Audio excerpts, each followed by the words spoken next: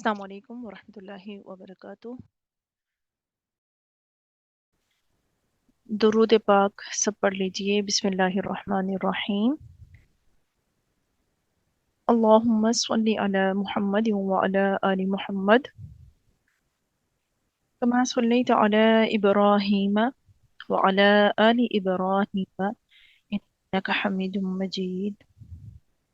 اللہم بارک علی محمد وعلی آل محمد كما باركت على إبراهيم وعلى آل إبراهيم إنك حميد مجيد۔ اللهم افتح علينا حكمتك وانشر علينا رحمتك يا ذا الجلال والإكرام۔ رب اشرح لي صدري ويسر لي أمري واحلل عقدة من لساني يفقه قولي۔ رب زدنا علما رب زدنا علما رب زدنا علما وعملا صالحا آمین ثم آمین۔ اعوذ باللہ من الشیطان الرجیم بسم اللہ الرحمن الرحیم۔ آج ہم انشاءاللہ تعالی عز و جل سورۃ البقرہ آیت نمبر 103 سے اپنے سبق کا آغاز کریں گے۔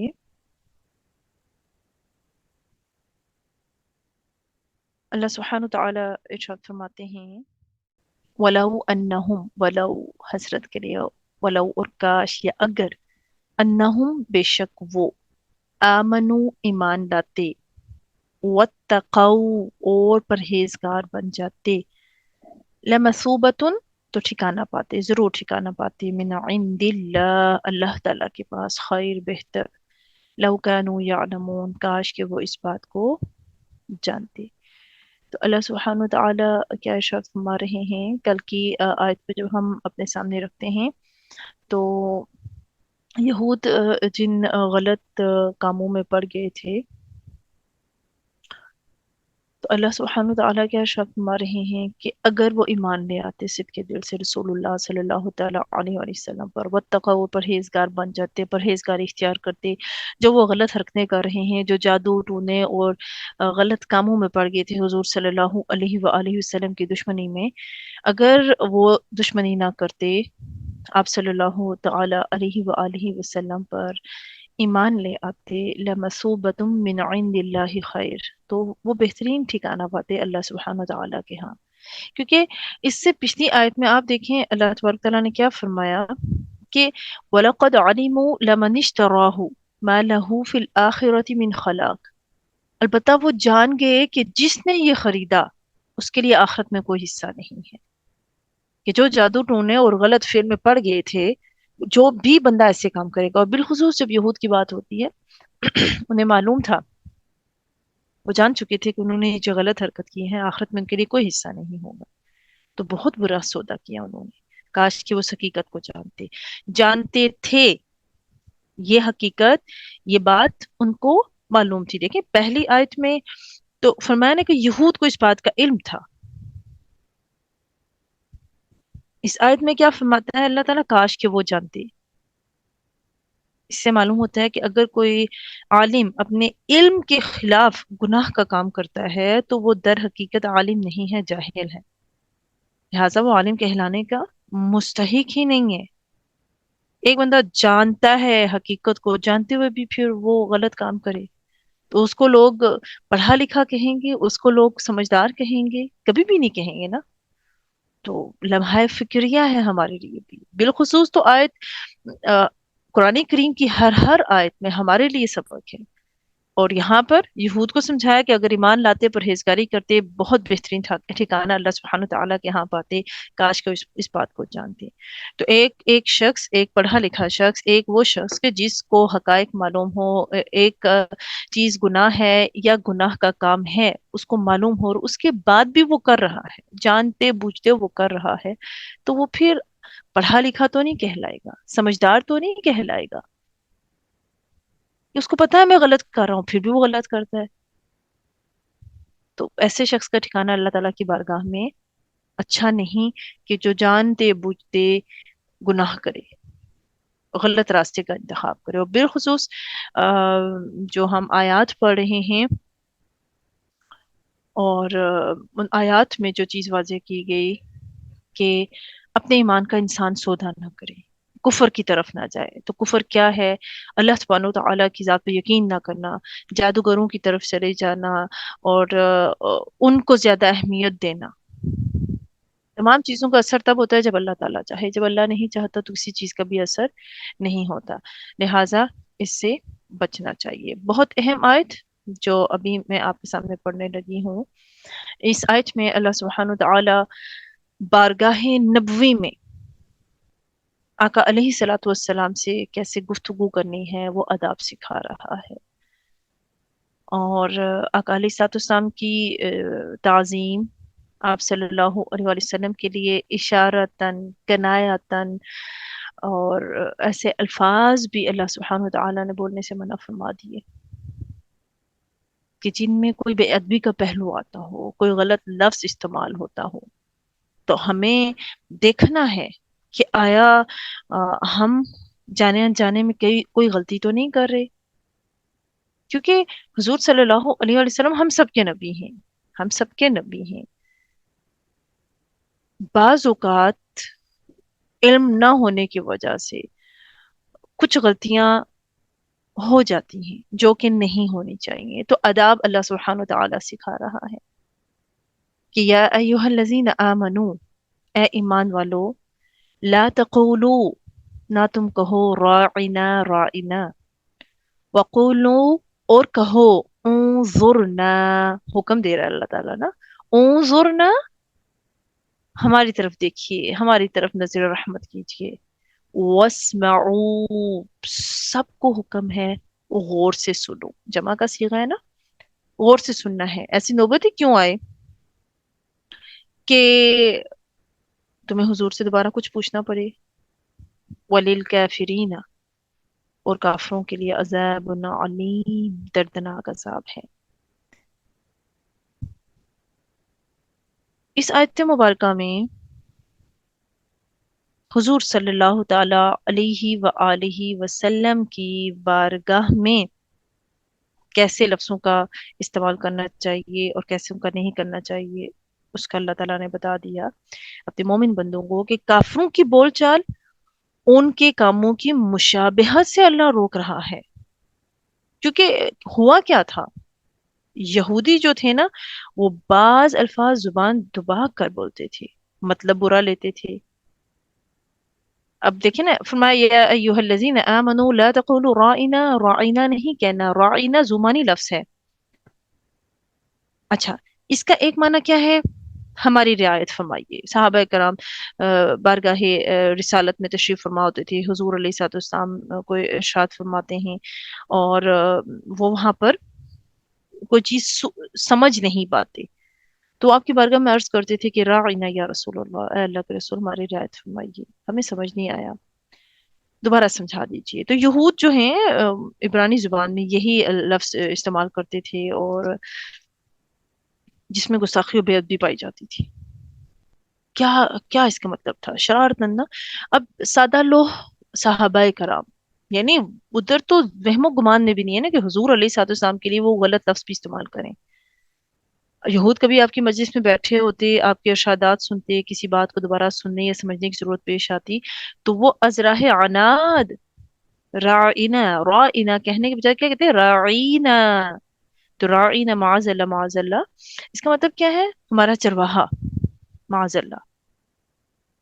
तो और फिर ये लफ्ज बोल के एक दूसरे को देखते, इसलिए कि अहले जुबान थे, उनकी अपनी जुबान का लफ्ज था, उन्हें पता था कि वो अजराह तासुब अनाद और हुजूर सल्लल्लाहु अलैहि वसल्लम की माज़ल्ला माज़ल्ला शान में कमी करते हुए ये लफ्ज बोलते थे। तो मुसलमान तो उस लिहाज से नहीं बोलते थे। तो दिलों के हाल तो अल्लाह जानता है, कौन किस नीयत से क्या लफ्ज बोलता है, क्या नहीं बोलता। अल्लाह सुब्हानहू व तआला ने मुसलमानों को यहूद की शरारत पर आगाह फरमाते हुए حکم دیا کہ تم رائنا کہنا چھوڑ دو، زو مانا لفظ ہی کہنا چھوڑ دو کہ جس میں بے ادبی کا پہلو ہے. تو تم نے کیا کہنا ہے؟ انظرنا، ہماری طرف نظر رحمت کیجیے. اور پھر ساتھ تنبیہ فرمائی، واسمعوا، ایسی نوبت ہی کیوں پیش آئے کہ تم حضور سے بار بار سوال کرو؟ پہلے ہی غور سے سنو. یہ نوبت نہیں آنی چاہیے کہ تم حضور سے بار بار جو ہے سوال کرو. وَلِلْكَافِرِينَ عَذَابٌ علیم، اور کافروں کے لیے عذاب علیم ہے. حضور صلی اللہ علیہ وسلم کی شان میں اگر کوئی گستاخی کرے تو وہ تو مسلمان رہتا ہی نہیں ہے. تو اللہ تعالیٰ اپنے محبوب کی عزت و تعظیم کا یہاں تک اللہ سبحانہ و تعالیٰ نے پاس رکھا، کیسے لفظوں کا استعمال بھی ممنوع فرما دیا کہ جس میں گستاخی کا شائبہ ہو.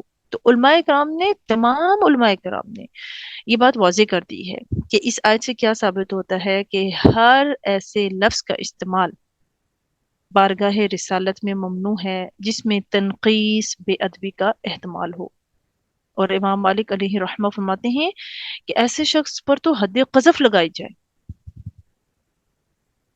تو اشارتاً قنایاتاً سامنے بیٹھ کے حضور، اب اس دنیا سے آپ نے پردہ فرما لیا، آپ کا وصال ہو گیا ہے، تو پھر حضور کے بارے میں کچھ الٹا سیدھا بولنا، مثال کے طور پر کہ حضور کی عزت، حضور کی عزت، حضور کی تعظیم سب سے بڑھ کر کرنی ہے. اچھا، یہ میں نے آپ کو کیسے کہہ دیا سب سے بڑھ کر کہنی ہے؟ یہ میں خود سے نہیں بول رہی.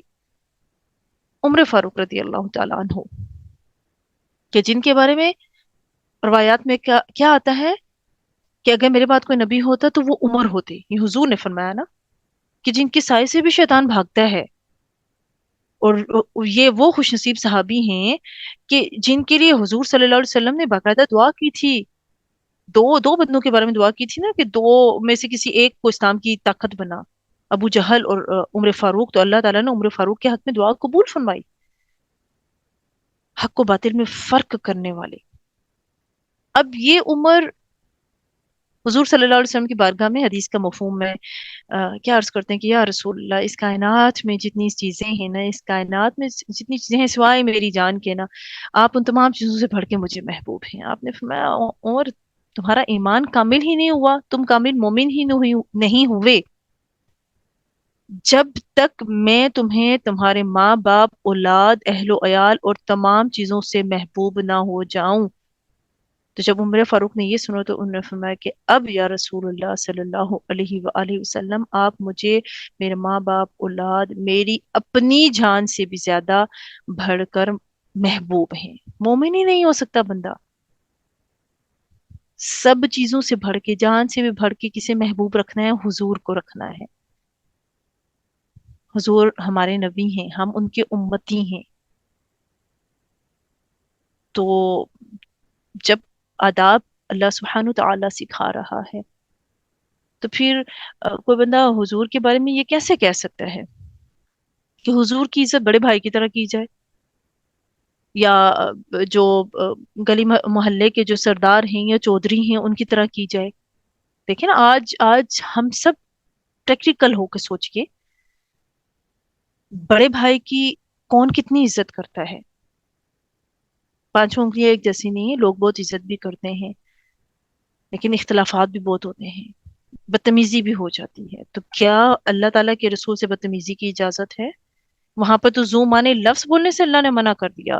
وہاں پر حضور سے پہلے کوئی کام کرنے سے اللہ سبحانہ و تعالیٰ نے منع فرما دیا. وہاں حضور کے دروازے پر دستک دینے سے بھی اللہ تعالیٰ نے منع فرما دیا. وہاں پر تو حضور صلی اللہ علیہ وآلہ وسلم کے سامنے اونچی آواز پر بولنے سے سارے اعمال کے ضائع ہونے کا حکم دے دیا کہ ضائع ہو جائیں گے. آج بھی اگر ہم روزہ رسول پر جاتے ہیں تو وہاں پر بھی آپ نے دیکھا ہوگا یہ آیت لکھی ہوئی ہے کہ اپنی آوازوں کو پست رکھنا ہے، اونچا نہیں بولنا. تو جس کے دروازے پر دستک دینے کے آداب رب سکھا رہا ہے، جس کے سامنے بولنے کے آداب رب تعالی سکھا رہا ہے. ایون قرآن کریم میں ایک آیت ایسی بھی موجود ہے کہ جس آیت میں یہ حکم تھا کہ تم نے رسول اللہ صلی اللہ علیہ وسلم سے کوئی بات کرنی ہے، کوئی مسئلہ پوچھنا ہے تو صدقہ کرنا ہے. بعد میں گو کہ اس کا حکم منسوخ ہو گیا، تو وہ بھی تو حضور کے ادب میں ہے. پھر لوگ کیسے کہہ سکتے ہیں بڑے بھائی کی طرح رسپیکٹ کریں حضور کی؟ لوگ کیسے کہہ سکتے ہیں گاؤں کی چودھری یا کسی سردار چودھری اسپیشل اس کی طرح کی جائے؟ چودھری کتنے فیصلے اچھے کرتے ہیں، کتنے برے کرتے ہیں، لوگ تو ان کو لان تان کر رہے ہوتے ہیں. تو اس کائنات میں سب سے افضل ترین ذات آقا علیہ الصلوۃ والسلام کی ہے، اور اس سے کسی کو انکار نہیں ہے. لہٰذا حضور صلی اللہ تعالی علیہ وآلہ وسلم کی عزت سب سے بڑھ کے ہو، سب سے بڑھ کے ہمیں حضور کو رکھنا ہے، حضور کی ذات گرامی کو رکھنا ہے. ہمیں کوئی ایسی بات نہیں کرنی کہنی کہ خود سے بول جائیں. صحابہ کرام تو ڈرا کرتے تھے، حدیث بھی روایت نہیں کرتے تھے. ہمیں جو دل کرتا ہے ہم لوگ بول دیتے ہیں حضور کے بارے میں. تو ہمیں بہت احتیاط کرنی ہے. حضور کا مقام مرتبہ، حضور کی ذات وہ حجابات میں ہے، وہ بھی کھلی ہی نہیں ہے. ہم تو حضور کی حقیقت کو جانتے ہی نہیں ہیں. تو امتی ہونے کے ناطے ہمیں ادب و احترام کے دائرے میں رہنا ہے، اس باؤنڈری کو کراس نہیں کرنا جو اللہ سبحانہ وتعالی نے بنائی ہے. جو کراس کرتے ہیں اللہ فرماتا ہے وَلِلْكَافِرِينَ عَذَابٌ أَلِيمٌ، کافروں کے لیے کیا ہے؟ دردناک عذاب ہے. اچھا جی، اگلی آیت. یہود کو جو تھا نا بڑا دکھ تھا. کس چیز کا دکھ تھا؟ کہ نبوت کہاں چلی گئی؟ بنی اسماعیل میں چلی گئی. بنی اسماعیل کو کیوں ملی؟ اور بنی اسماعیل میں بھی یہود جو ہے وہ یہ سمجھتے تھے کہ ایسی قوم میں پیدا ہوئے ہیں کہ یہود انہیں نا اس قوم کو اپنے سے بڑا کمتر اور حقیر سمجھتے تھے. مشرکین کو کیا تکلیف تھی؟ مشرکوں کو یہ تکلیف تھی کہ آپ نے بھی ایک خالصتاً اللہ کی دعوت دے دی، ان کے سارے معبود دھرے کے دھرے رہ گئے. تو اللہ تعالیٰ کیا فرماتے ہیں؟ ما یودو، نہیں چاہتے، الذین، جن لوگوں نے، اسماء موصولہ میں سے ہے نا، کفرو، کفر کیا. اوور آل سب کافروں کو فرمایا، کافر لوگ نہیں چاہتے. من اہل الکتاب، اہل کتاب سے جو کافر ہیں نا، وہ یہ بات نہیں چاہتے. کیا نہیں چاہتے؟ اور دوسرے کون ہیں؟ ولل مشرکین، اور نہ ہی مشرکین سارے. این ینزل، کہ نازل کی جائے، علیکم، تم پر، من خیرین، کوئی بھی بھلائی، من ربکم، تمہارے رب کی طرف سے. واللہ یختص، سبحان اللہ، واللہ، اور اللہ تعالیٰ، یختص، خاص کر لیتا ہے، برحمتہ، ہی اپنی رحمت سے، من یشاء، جسے وہ چاہتا ہے. واللہ ذو الفضل العظیم، اللہ بڑے فضل والا ہے. بڑی بہترین آیت. یہود اس دکھ میں تھے کہ نبوت بنی اسماعیل میں کیوں چلی گئی. مشرکین کو یہ صدمہ تھا کہ نبی کا انتخاب مکہ اور طائف کے رئیسوں میں سے، سرداروں میں سے کیوں نہیں ہوا. ایک یتیم بچہ ہی، یعنی عبد المطلب کا یتیم پوتا کیوں چن لیا گیا. تو اللہ تعالیٰ کیا فرماتا ہے؟ واللہ یختص برحمتہ من یشاء، اللہ خاص کر لیتا ہے اپنی رحمت سے جسے چاہتا ہے. یعنی نبوت جو ہے اللہ کا خاصہ ہے، اللہ تعالیٰ جسے چاہے عطا فرمائے. تو یہود اور مشرکین دونوں ہی پیغمبر اسلام اور اسلام اور مسلمانوں کے شدید دشمن ہیں اور تھے. وہ مسلمانوں کے لیے کوئی بھلائی کی بات برداشت ہی نہیں کر سکتے تھے. اور یہاں بھلائی اور رحمت سے مراد بالخصوص وہ احکام الہی ہیں جو مسلمانوں کی طرف نازل کیے جا رہے تھے. تو یہ دونوں فریق، یہود اور مشرکین جو ہیں، مسلمانوں کے خلاف آپس میں اکٹھے ہو گئے. ان کو برداشت نہیں ہوتا تھا کہ مسلمانوں کے لیے کوئی خیر اللہ کی طرف سے نازل ہو جائے، مسلمانوں کو کوئی فتح مل جائے، مسلمانوں کی تعداد زیادہ ہو جائے، مسلمانوں کے لیے کوئی اللہ سبحانہ تعالیٰ کی طرف سے اور حکم دے دیا جائے. تو یہ بالکل بھی برداشت نہیں کر سکتے تھے.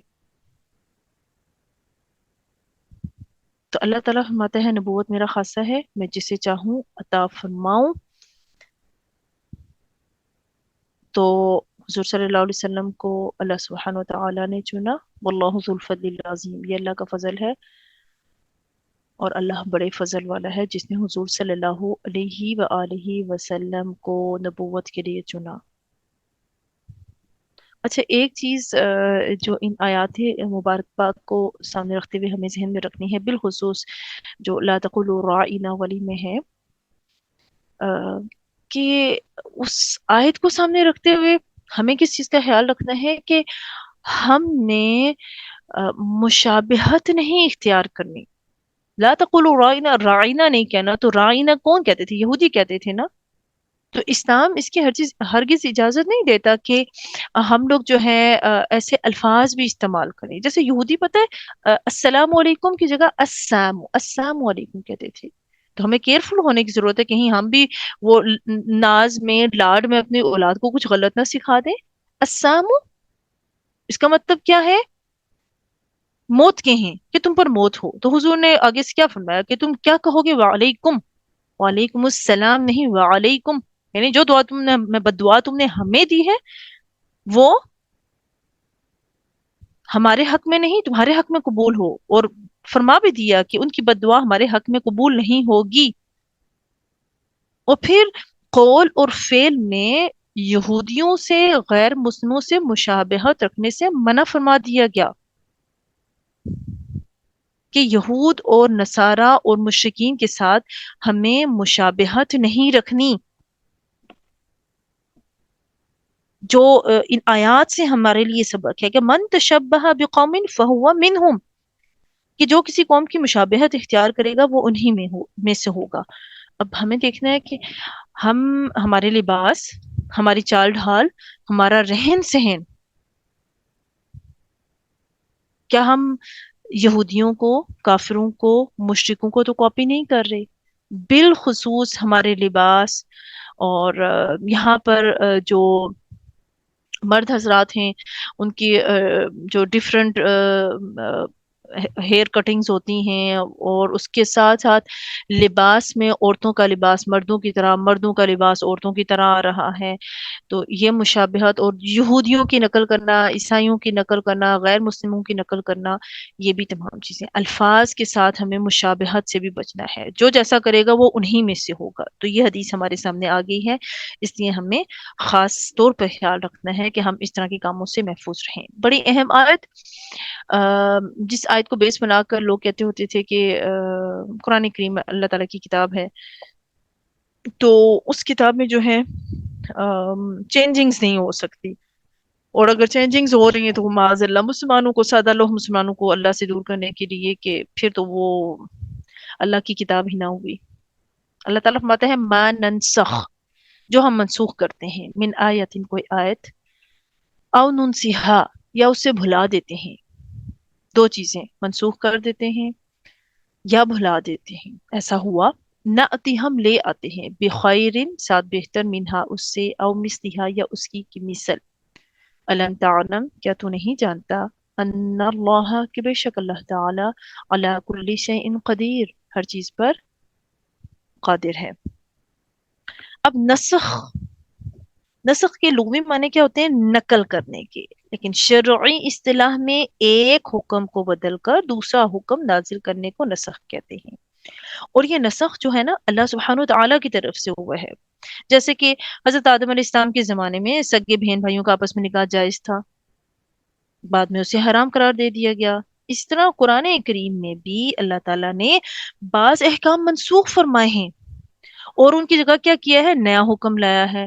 اچھا، ان کی تعداد میں اختلاف ہے. جیسے شاہ ولی اللہ نے جو ہے الفوز الکبیر میں جو ان کی تعداد 5 بتائی ہے کہ 5 احکام جو ہے منسوخ ہیں. اچھا، نسخ جو ہوتا ہے نا، منسوخ کرنے والا 3 قسم کا ہوتا ہے. یہ بڑے دھیان کے ساتھ آپ نے اس چیز کو سننا ہے.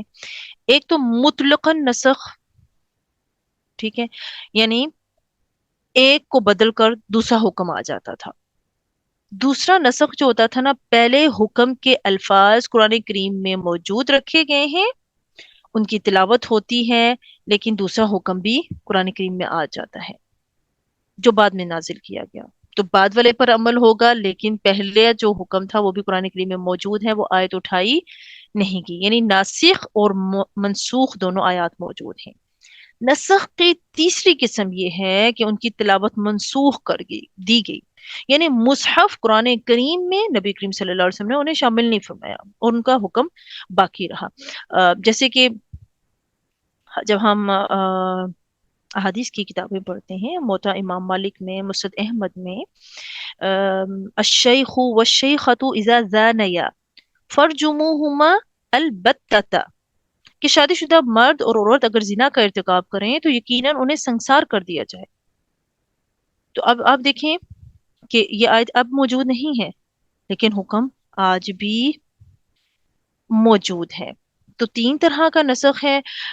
ایک تو یہ کہ آیت جو ہے اس کو مٹا دیا گیا، ٹھیک ہے، دوسرا حکم اس کی جگہ آ گیا، دوسرا آیت بھی موجود ہے، پہلی بھی اور دوسری بھی اس کے ساتھ ساتھ موجود ہے۔ تو اللہ تعالیٰ فرماتا ہے جو ہم منسوخ کرتے ہیں کوئی بھی آیت یا ہم اسے بھلا دیتے ہیں، تو ایسا ہوا صحابہ کرام کے ساتھ بھی ہوا کہ جو آخری میں نے آپ کو نسخ کی بتائی کہ آیت ہی بھلا دی جاتی، یعنی یاد ہی نہیں رہتی، حضور نے اس کو مصحف میں شامل ہی نہیں کروایا۔ تو حضور صلی اللہ علیہ وسلم نے کچھ آیت جو ہے صحابہ کرام کو سکھائی، لیکن ایک خاص وقت آیا تو وہ پڑھنے لگے لیکن انہیں بالکل یاد نہیں آیا اور بڑے پریشان ہوئے، اور رسول اللہ صلی اللہ علیہ وآلہ وسلم کے پاس آ کر جو ہے انہوں نے عرض کی کہ ہمیں بالکل یاد نہیں آیا، تو آپ نے فرمایا کہ یہ اللہ تبارک و تعالیٰ کی طرف سے ہے، اٹھا لی گئی۔ تو یہ نسخ کی جو ہے وہ تیسری قسم ہے جو بیان ہوئی ہے۔ اب اس میں بہت سارے ایسے احکامات ہیں، قرآن کریم میں آیات جو ہیں وہ موجود ہیں، دونوں طرح کی موجود ہیں، پہلی آیت بھی موجود ہے، اس کی ناسخ آیت بھی ہے، یعنی جو منسوخ ہوئی وہ بھی موجود ہے اور ناسخ آیت بھی موجود ہے۔ جیسے اللہ تبارک تعالیٰ نے سورۃ البقرہ میں آیت نمبر 181 میں فرمایا کہ کتب علیکم اذا حضر احدکم الموت ان ترک خیرا الوصیۃ للوالدین والاقربین بالمعروف، ٹھیک ہے۔ تو اس آیت کی روح سے کیا ہے کہ میت پر والدین اور قریبی رشتہ داروں کے حق میں مرنے سے پہلے وصیت کرنا فرض تھا۔ پھر اللہ تعالیٰ نے سورۃ النساء نازل فرمائی، سورۃ النساء کی آیت نمبر 11 اور 12 میں اللہ سبحانہ وتعالیٰ نے میراث کے حصے خود ہی والدین اور اقربین کے لیے مقرر فرما دیے۔ پہلے یہ تھا کہ وصیت کریں گے کہ ہر وہ شخص جو ہے جسے لگے کہ اس کو موت آنے لگی ہے تو وہ اپنے والدین کے لیے، رشتہ داروں کے لیے اچھی طریقے کے ساتھ وصیت کر جائے۔ بعد میں سورۃ النساء میں اللہ سبحانہ وتعالیٰ نے خود ہی جو ہے اس آیت کا حکم منسوخ فرما دیا کہ میت پر وصیت کرنا فرض نہیں رہا، بلکہ اب وہ صرف ذوی الفروض کے حق میں ہی وصیت کر سکتا ہے، وہ بھی زیادہ سے زیادہ تہائی مال میں، اور یہ وصیت جو ہے فرض نہیں ہے، اختیاری ہے، یعنی مستحب عمل ہے اگر وہ کرتا ہے۔ پھر سورۃ النساء میں ہم دیکھتے ہیں آیت نمبر 15 میں زانیہ عورت کی سزا مقرر فرمائی کہ کیا تھی، پہلے کیا حکم تھا زانی عورت کہ جتنی اس کی عمر ہے نا اسے گھر میں قید کر کے رکھا جائے گا۔ پھر اللہ تعالیٰ نے اسی آیت میں یہ بھی ارشاد فرمایا تھا کہ اللہ تعالیٰ ان کے لیے کوئی نئی سزا جو ہے وہ مقرر فرما دے گا۔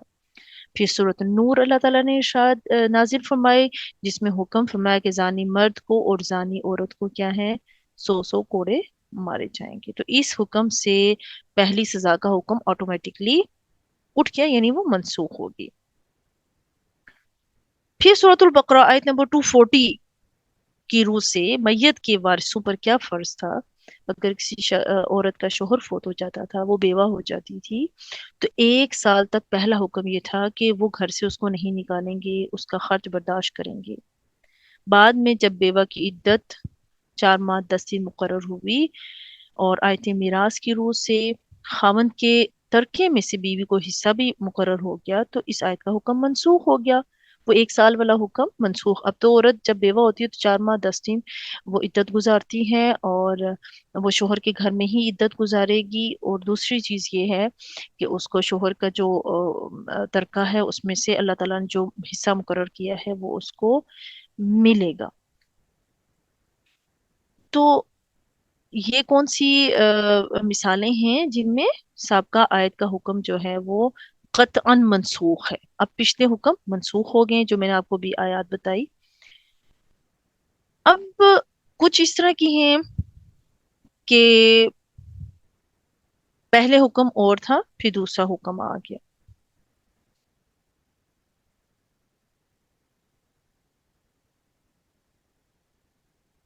اور پھر بعد میں جو دوسرا حکم آیا ہے اسی پر جو ہے وہ عمل کرنا مسلمانوں کے لیے ضروری ہو گیا۔ مثال کے طور پر جیسا کہ سورۃ الانفال جو جنگ بدر کے فوراً بعد نازل ہوئی تھی، اس کی آیت نمبر 65 میں اللہ تعالیٰ نے مسلمانوں کو کیا، ان کی جو جرت ایمانی تھی اس کا معیار مقرر کرتے ہوئے فرمایا تھا کہ ایک مسلمان کو 10 کافروں پر غالب آنا چاہیے۔ یہ حکم ان مسلمانوں کے لیے تھا جو علم و عمل میں بڑے پختہ تھے، ہر طرح سے سختیاں برداشت کر سکتے تھے، اور کی تھی انہوں نے، اللہ پر کامل توکل تھا۔ بعد میں اسلام لانے والے مسلمان جو ہے نا، جن کی تربیت ابھی پوری طرح نہیں ہو سکتی، ان کے لیے پھر اللہ تعالیٰ نے تخفیف فرما دی، دوسرا حکم آ گیا۔ اگلی آیت میں کیا فرمایا تھا کہ ان میں سے بھی ایک مسلمان کو کم از کم 2 کافروں پر ضرور غالب آنا چاہیے۔ پہلے ایک 10 پر آتا تھا، دوسرا حکم کیا آیا؟ ایک مسلمان 2 پر تو ضرور غالب آئے۔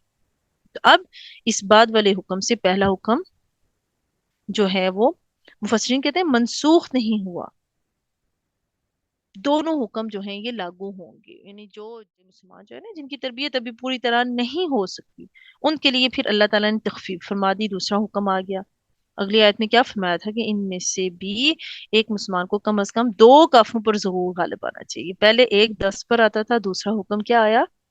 ایک مسلمان 2 پر تو ضرور غالب آئے۔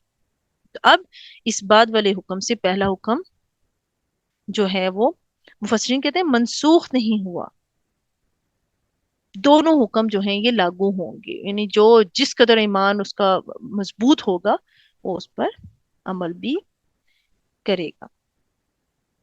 تو اللہ تعالیٰ نے فرمایا کہ جب ہم آیت منسوخ کرتے ہیں یا بھلا دیتے ہیں تو اس جیسی یا اس سے بہتر حکم ضرور لے کر آتے ہیں۔ یہ وقت کی مناسبت سے ہوتا تھا، وقت اور حالات کی مناسبت سے۔ اسٹارٹنگ آف اسلام میں وہ جو بگڑی ہوئی قوم تھی، ان کے لیے احکامات جو ہیں وہ مختلف تھے، پھر بعد میں اللہ سبحانہ و تعالیٰ نے جو ہے آہستہ آہستہ ان احکامات کو جو ہے وہ تبدیل فرما دیا تھا۔ جیسے اب دیکھیں کہ سٹیپ وائز احکامات جو ہیں وہ تدریجاً مسلمانوں میں احکامات کو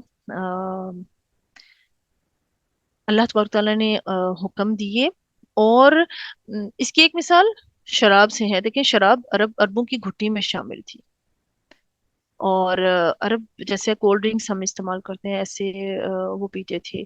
تو اللہ نے فوراً سے حکم نہیں نازل فرما دیا تھا کہ تم پر شراب حرام ہے، تم نے شراب نہیں پینی۔ تو وہ سٹیپ وائز اللہ تعالیٰ نے ان کی تربیت کرتے ہوئے آہستہ آہستہ اس چیز کو جو ہے اس حکم کو ان کے اندر سے نکالا، اس برائی کو نکالا اور اپنا حکم نازل فرمایا۔ پہلے کیا فرمایا کہ جو شراب اور جوا ہیں یہ دونوں چیزیں جو ہیں ان میں فائدہ بھی ہے اور نقصان بھی ہے، لیکن نقصان زیادہ ہے، فائدہ کم ہے۔ تو جو سلیم اتباع لوگ تھے نا، وہ آٹومیٹکلی پیچھے ہٹ گئے، اسی کو انہوں نے دیکھا کہ جس چیز میں نقصان زیادہ ہے فائدہ کم ہے، ہمیں اس سے دور ہونا چاہیے۔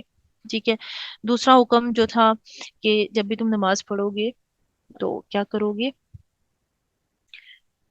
اس حالت میں نماز پڑھنی ہے کہ تم ہوش میں ہو، تم کیا پڑھ رہے ہو تمہیں پتا ہو، کیونکہ ایسی غلطی ہوئی تھی تو اللہ تعالیٰ نے باؤنڈری لگا دی، دوسرا حکم بھی آ گیا سلولی۔ اب وہ حکم آیا تو نماز کے وقت لوگوں نے احتیاط کرنا شروع کر دی۔ تیسرے ایک بہت بڑی لڑائی جھگڑا ہو گیا تھا، اور اس کے بعد جو ہے قطعاً اللہ سبحانہ و تعالیٰ نے جو ہے شراب کو حرام کر دیا۔ تو ایسے ہی ناسخ و منسوخ اللہ تعالیٰ کی طرف سے احکامات ہیں کہ تدریجاً اللہ سبحانہ و تعالیٰ نے کچھ چیزوں کو ٹوٹلی قرآن کریم سے نکال دیا، وہ یاد ہی نہیں رہی، وہ اللہ کے حکم سے تھی، اور کچھ چیزوں کی جگہ نئے احکامات لائے، پچھلے احکامات بھی موجود ہیں لیکن ان پر عمل نہیں ہوتا۔ اللہ تعالیٰ فرماتے ہیں علم تعلم، کہ کیا تو نہیں جانتا کہ ان اللہ علی کل شیء قدیر۔ جو لوگ اعتراض کرتے ہیں کہ اللہ تعالیٰ نے، جیسے کہ کافروں نے اعتراض کیا تھا کہ اللہ تعالیٰ مچھر اور مکھی کی مثال قرآن میں کیوں ارشاد فرماتا ہے، تو اہل ایمان تو جانتے ہیں کہ اللہ تبارک تعالیٰ کی کتاب ہے، وہ اس سے ہدایت دیتا ہے، لیکن جو ایمان نہیں لانا چاہتے تو وہ ہر چیز میں نکتہ چینی کرتے ہیں۔ تو اللہ فرماتا ہے اللہ ہر چیز پر قادر ہے، اس کی کتاب ہے، وہ مالک ہے، جو چاہے کرے۔ تم کون ہوتے ہو سوال کرنے والے؟ تبھی فرمایا تمہیں معلوم نہیں کہ بے شک اللہ تعالیٰ ہر چیز پر قادر ہے، جو چاہے وہ کرے، اس کی حکمت ہے، اس کی مرضی ہے۔ تم ایمان نہیں لانا چاہتے تو تم ہر چیز میں نکتہ چینی کرتے ہو۔ تو اللہ سبحانہ تعالیٰ سے دعا ہے اللہ تعالیٰ ہمیں عمل صالح کرنے کی توفیق عطا فرمائے، حضور صلی اللہ علیہ وآلہ وسلم کی تعظیم کرنے کی، آپ کی شان میں کسی بھی طرح کی بے ادبی کرنے سے ہم سب کو محفوظ فرمائے، ہمیں بہترین امتی بنائے، ہمارے دلوں میں آقا علیہ الصلوۃ والسلام کی کامل محبت پیدا فرمائے، نہ صرف محبت بلکہ حضور کی سنتوں پر ہم سب کو چلنے کی توفیق عطا فرمائے۔ آمین ثم آمین۔ سبحانک اللہم